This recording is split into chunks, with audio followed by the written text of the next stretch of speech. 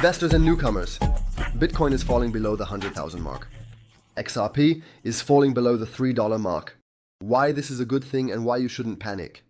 We're going to take a look at that in this video. Above all, I will show you in the chart at the end that such things are normal, that they are part of it, that we need these flashouts again and again, so that the market can be neutralized, and we can move up properly again. What February will bring and what Charles Hoskinson has to say about it, we'll take a look at that shortly. In this sense, my dear ones, like this video if you like what you see, and don't forget to subscribe if you want to keep enjoying this kind of content in the future. And for those of you who are new and want to know where to buy, you can go through our link in the video description to Bitpanda, my dear ones. You are operating here EU regulated and bank financed. You have security, which even large banks trust. Your assets are kept separate from the operational assets, so that you are also protected in the event of insolvency. Over 6 million users trust this platform, and you can find over 400 of the latest and most modern cryptocurrencies here. Buy here, besides stocks, ETFs, commodities, crypto indices, and precious metals. And soon there will be a beautiful promotion with Bitpanda. But more on that later this week. Do we have a new kind of Black Swan event? Could it possibly be Donald Trump as the Black Swan? We thought he was a blessing, but in the end he brings us damnation. With the trade wars he started with 25% tariffs or increases on Canada and Mexico and 10% on China. In the end he hasn't done anything good here. In the short term, this naturally causes imbalances. Of course, this needs to be given some time. Some countries may then have to find alternatives. They are looking for new sources, looking for new alternatives. That works. However, not so quickly. And pricing that in can sometimes take time. Yes, markets can take a hit in the short term. That's completely normal. Canada's Justin Trudeau has of course reacted to that. They say they are also raising tariffs on US imports or US exports to Canada to 25%. This will hurt the Canadians a bit more than the US.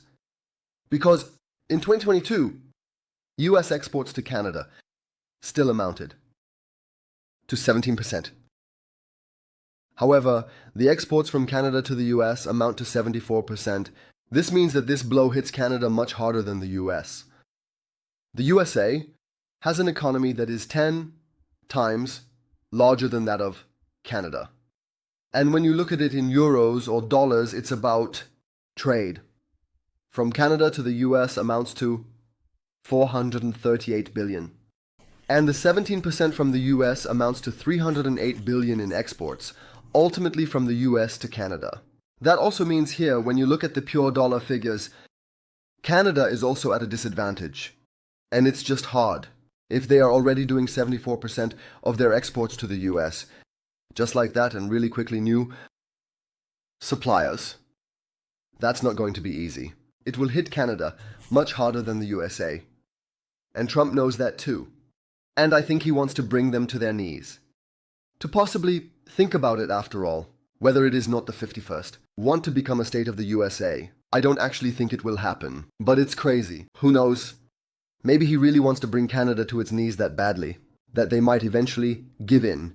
While the data from the past shows us that February is likely to be a positive month for Bitcoin, with 3 outliers so far. Currently, of course, a bit more negative, Charles Hoskinson has something to say about that.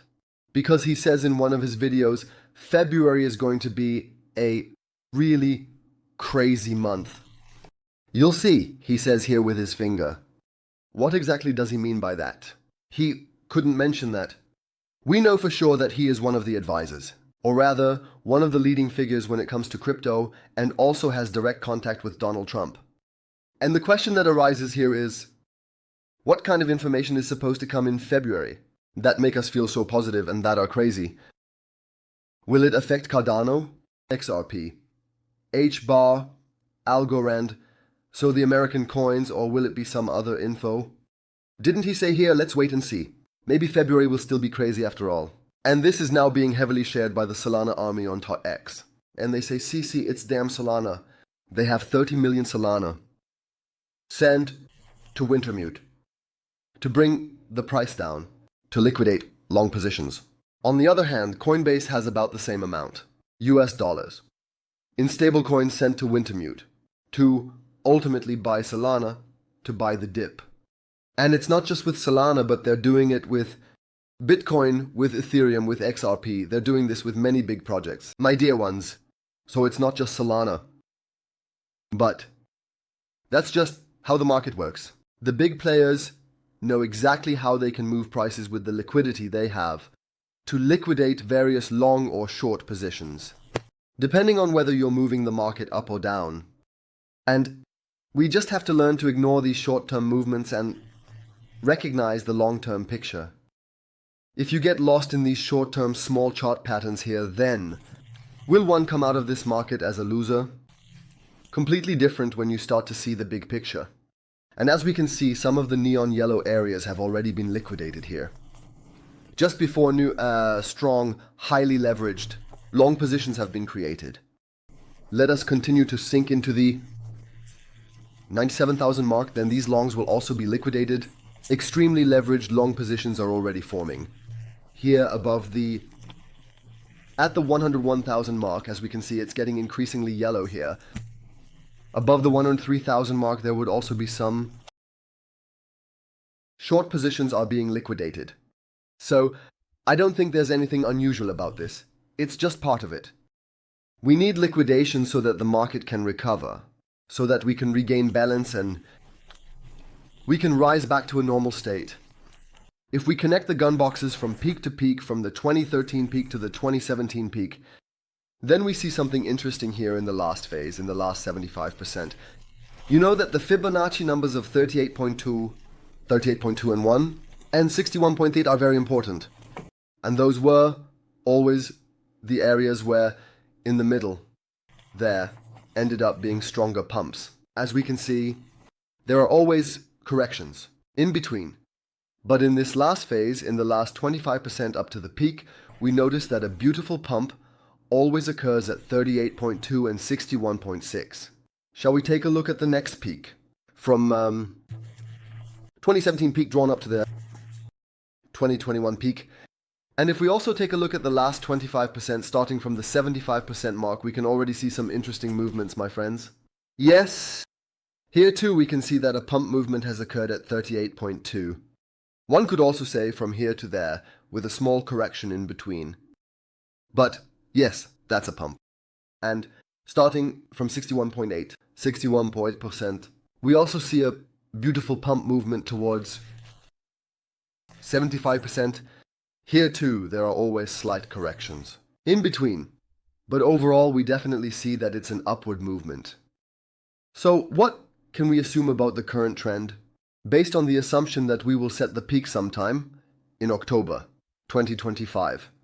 From the 2021 peak to the October 2025 peak. Maybe I've drawn the pump box here to possibly do the same analysis now, so that we can do it and so that we can see where we can expect a pump. And here we can clearly see that there could possibly be a pump during this phase at 38.2. We can see that we have a slight corrective movement here again. And the pump above 38.2 may follow soon, my dear ones. Corrective movements. And when will the pump roughly come? Where do I say June, July? That would be right here, when we, G68, would cross 61.8, and I think it will end up being like this. About like this. Come to an end. Will that really happen? We'll see about that. In any case, it aligns with the trends of the past, that we see a movement upwards here above the 38.2. The corrective phase is most likely over. Beginning of April, end of March to May, approximately C. Setting another low point there and then. Moving upwards again. Pump upwards, above the 61.8. So, I don't see anything unusual here. Many people always ask me, yes, this time everything is different. As I showed you, the chart patterns can move completely differently. But if you look at it from an indicator's perspective or from a timing perspective, looking at that, is it ultimately what we've always done? Let's take a look and wait and see if this time it really turns out differently. Whether these patterns will fulfill themselves in a similar way as they did in the past. In this sense, I wish everyone a pleasant Sunday, my dear ones. Stay calm, stay relaxed. There's no reason to panic. And in that sense, crypto heroes out, my dear ones.